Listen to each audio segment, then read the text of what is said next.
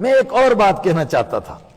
قیامت سے پہلے کچھ انکشافات ہوں گے، لوگوں کی عقل دنگ رہ جائے گی کہ قرآن نے کیا بیان کیا، یہ وہ سائنسی انکشافات ہوں گے۔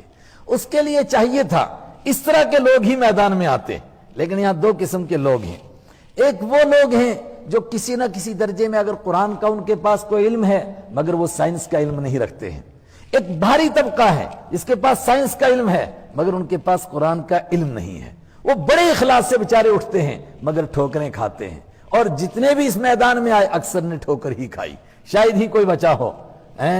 اس میں ضرورت تھی کچھ ایسے جوان میدان میں آتے جن کے پاس وہ علم بھی ہوتا، پھر بڑی محنت سے قرآن پاک کا علم حاصل کرتے، پھر وہ بتاتے کہ دنیا کا ایک ایک دن جو آگے بڑھ رہا ہے وہ قرآن کی حقانیت کو ثابت کر رہا ہے، وہ قرآن کی سچائی کو پیش کر رہا ہے، اور دنیا دنگ رہ جاتی ہے کیا بات کہی۔ مثلا ایک موٹی بات بتاتا ہوں، قرآن نے انسان کی